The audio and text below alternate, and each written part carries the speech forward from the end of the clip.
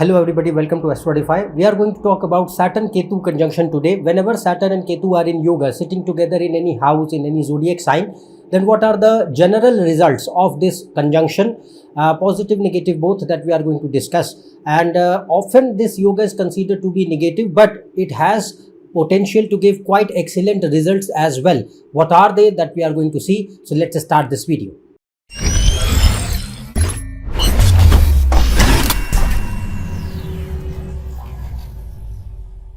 If you want to book a consultation for yourself or you want to learn astrology and do a course, you can go on this website. The link is shown in the description. You can also connect on this WhatsApp number shown below for consultations and course. Now we are going to talk about Saturn-Ketu conjunction today. Now Saturn, whenever is in conjunction with several planets like Mars, Rahu, Sun, often these conjunctions are said to be quite negative and they are described to be quite malefic in Jyotish. But it is not always the case, as I have already discussed other combinations like Saturn-Mars conjunction or Sun-Saturn conjunction, Saturn-Rahu conjunction. There I have explained that these conjunctions have quite a lot of strong potential to give good results as well. Not always the negative part. And similarly, we are going to take Saturn-Ketu today. So, no doubt, Saturn and Ketu are natural malefics and they generally have potential to create a lot of problems if they are not well placed. So, you have to look at this conjunction quite closely and in tandem with other planets, how other planets are placed. So, first of all, we are going to talk about positive results. Now, Saturn-Ketu, remember that they can give you quite good results as well. And at the same time, it depends upon the placement of Sun, Moon and Ascendant Lord a lot. So, because Saturn and Ketu are not your mind or personality or nature, behavior and your thinking, they can show general thematic results, what they naturally represent. But Sun, Moon, Ascendant Lord and Varesh means the weekday in which you were born, the Lord of that day. These planets actually govern you. They control your nature, behavior and personality completely. If Saturn is becoming one of them, obviously this conjunction will hold a lot of importance upon you or your personality, of course. But if they are not relevant with respect to your personality and thinking, but they have important influence on other aspects of life. So if Saturn and Ketu are well placed, then generally they make person quite introvert and less social, more reserved, private. Person has a natural liking for solitude and they don't open up or mingle with everybody easily. They keep up to themselves most of the time. It makes person more lost in their own thoughts and fantasies. Then generally the social circle is very less. There are very few people with whom the person shares good emotional connection or attachment, and it also makes person less emotional. It does not mean person is emotionless. It means that you are quite private with respect to your emotional domain, and at the same time it makes person, I'll say, their emotions are quite subdued. So it becomes quite difficult for them to open up or share their feelings. They can talk about other things easily, but when it comes to open up regarding their own feelings and what kind of emotions they have, the desires they have, the thinking they have, then it becomes a quite difficult thing sometimes. Then it also makes person quite silent and person seeks more peace in life, and it also generally does not make person very optimistic because Saturn is more practical, and Ketu and Saturn together, it can also show either you are very practical or more towards pessimism, more towards like a gloomy nature, unnecessary moaning and groaning and complaints, or a critical attitude. That kind of thing can be seen. It also gives a natural nature of having fear and insecurities and distrust. The person does not trust things or situations easily.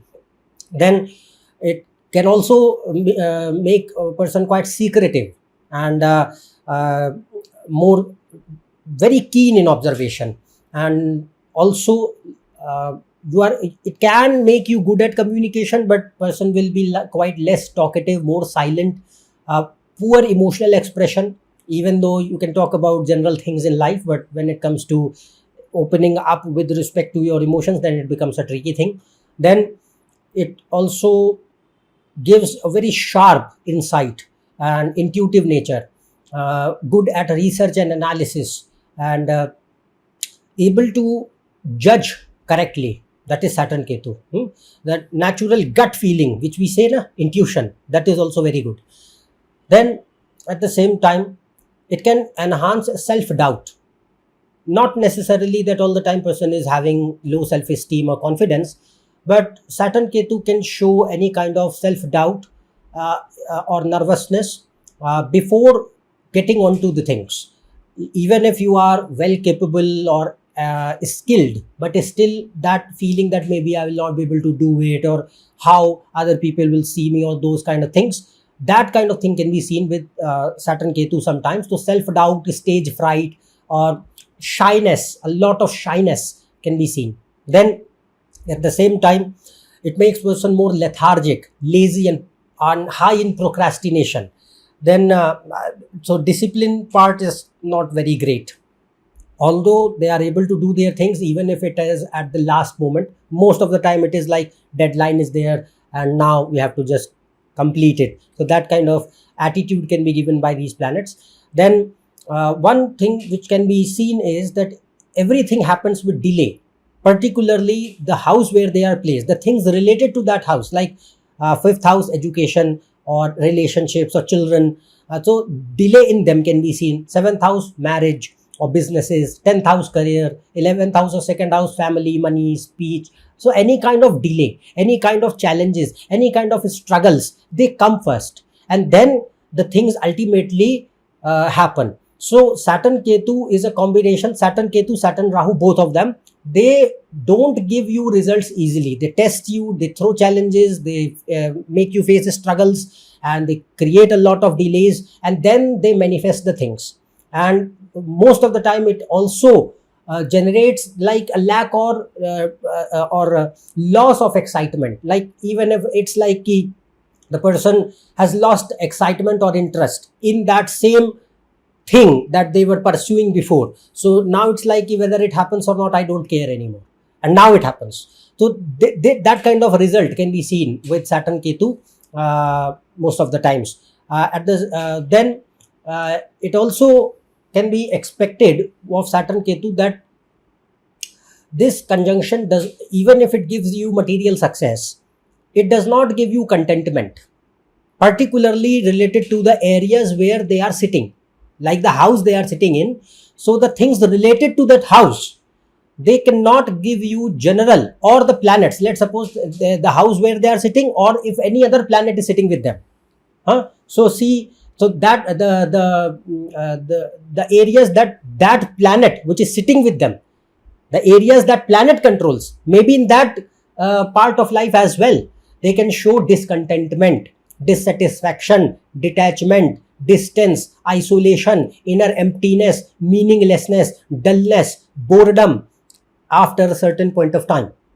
Because Saturn, Ketu are planets of detachment and isolation, neglection, and moving towards the spiritual life, disconnection from the material world.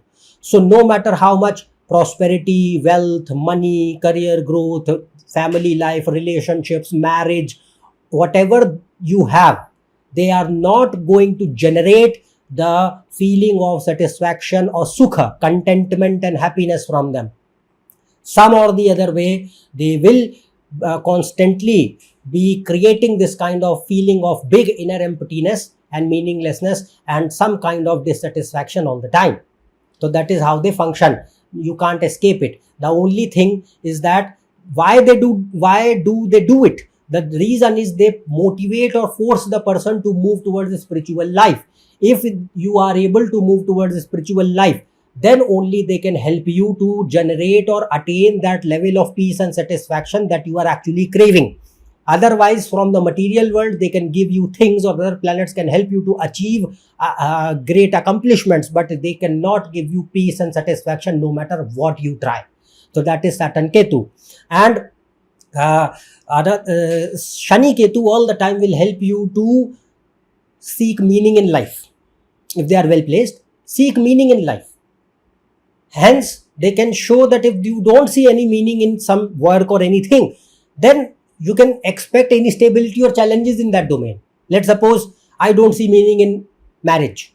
Let's suppose Saturn and Ketu are together, and for somebody, they are influencing 7th house or 7th lord or marriage planets, and this kind of notion is generated in the person that I don't see meaning in the institution of marriage. Why should I marry? So the thing is that until and unless Saturn Ketu don't see actual meaning in something, worth in something, they don't do any action for it. Ketu is detachment. Ketu is not attraction or temptation or greed like Rahu. So Saturn Ketu is more like, I am sitting in my own zone. I don't care whether I get this thing or not. I am not very excited already. Saturn Rahu is completely different. Saturn Rahu is all about greed and selfishness and more, attaining more all the time. Ketu is different. Ketu does not care about accumulation. So it already gives this laid back approach that I don't see meaning, why I should try. So that kind of lack of ambition can also be seen. Maybe other people are chasing the world and Saturn Ketu people are like, I don't see any purpose in it. Necessity, I understand that maybe necessity of a certain thing is required. So whatever is necessary, have it, but later on it does not mean everything in life. It cannot give you peace in life or satisfaction or that contentment that I am searching for. So that kind of notion is generated by Shani Ketu. It naturally gives a lot of interest in hidden secret things or subjects like all kind of occult sciences, astrology, yoga, philosophy, tantra, shamanism, mysticism, anything. It depends on the chart.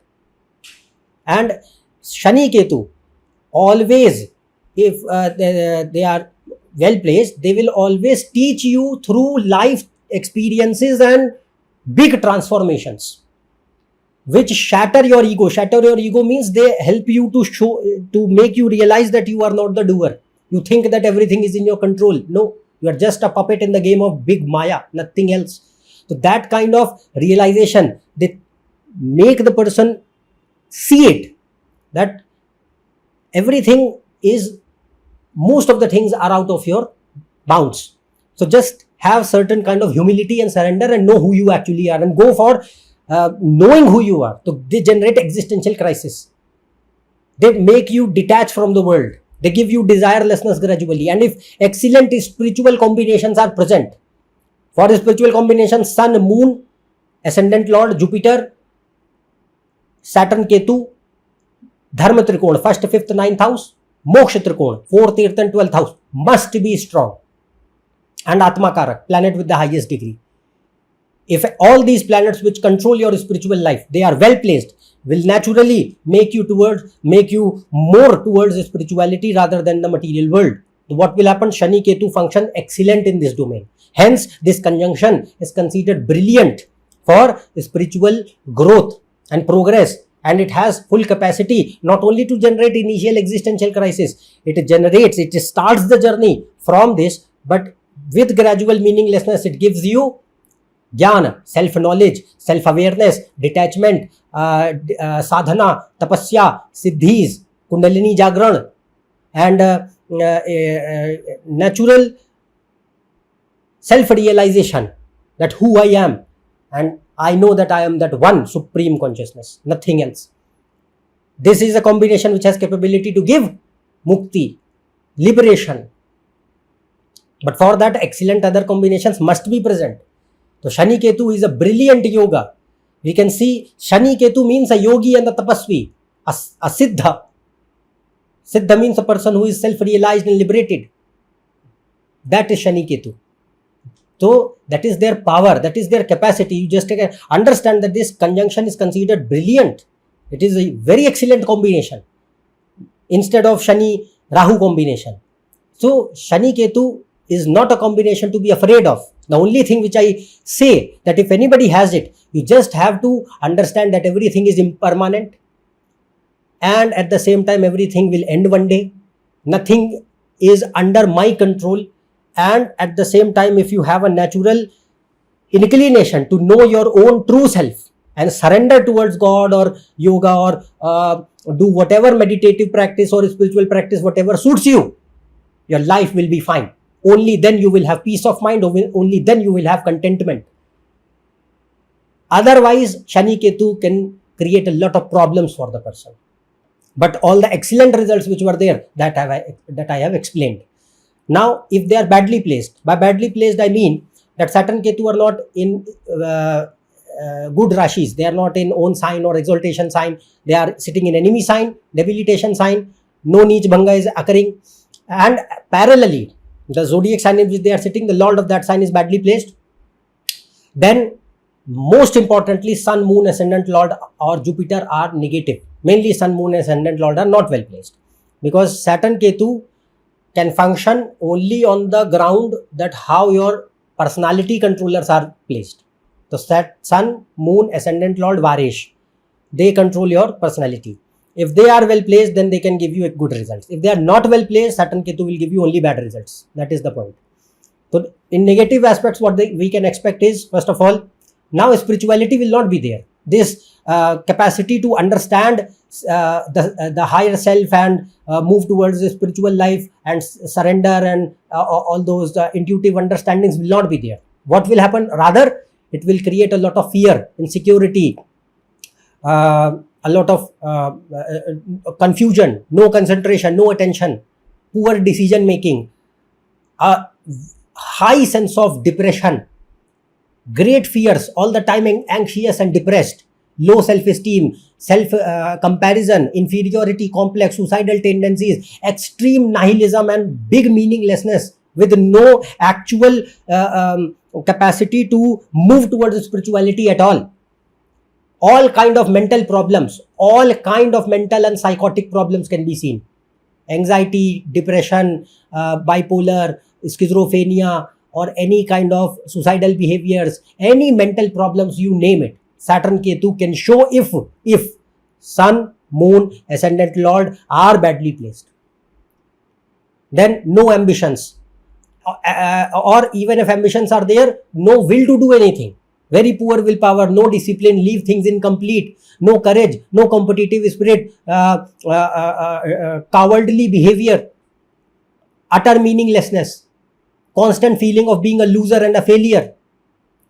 And it destroys the area where it sits. So wherever the house they are sitting in, let's suppose they are sitting in 11th house, disruption in income.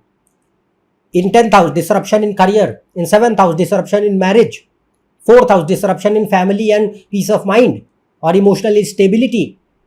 5th house, education, relationships, children. Wherever they are sitting, the disruption in that domain will be there. 6th house, diseases. So that house becomes very negative for the person wherever they are sitting.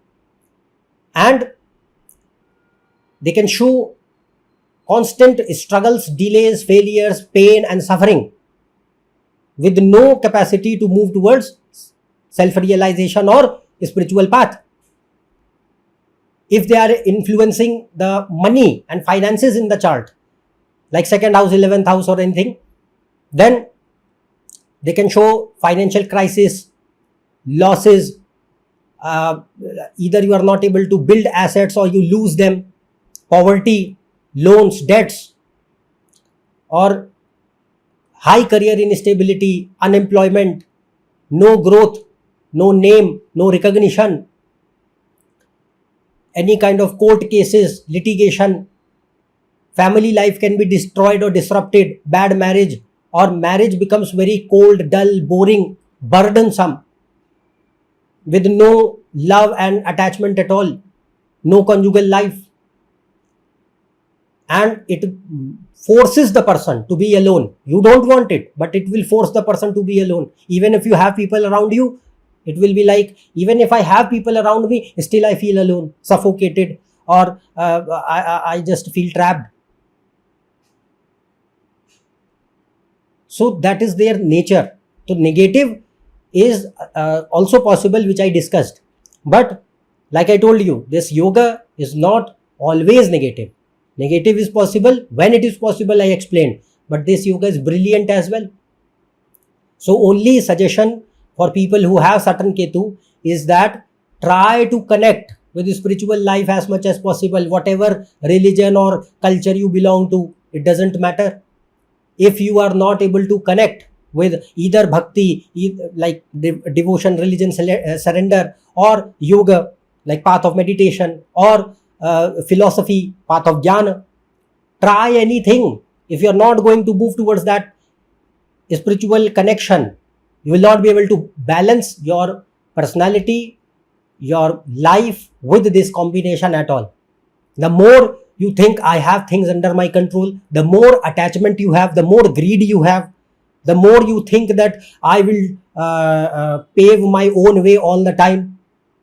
So it will teach you your limitations, and it will teach you the humility forcefully, but it will be always a depressive experience then. So the thing here is that this conjunction can function excellently as well as quite harshly for a person, depending on the chart. I hope that you like this video. If you like, comment on it, share on it, and if you are new to my channel, subscribe below, click on the bell icon for all videos and post. And you can also connect on my website, Instagram and Facebook page for all information, new stuff, and post and reels. Otherwise, we'll meet in the next video. Till then, goodbye and thank you.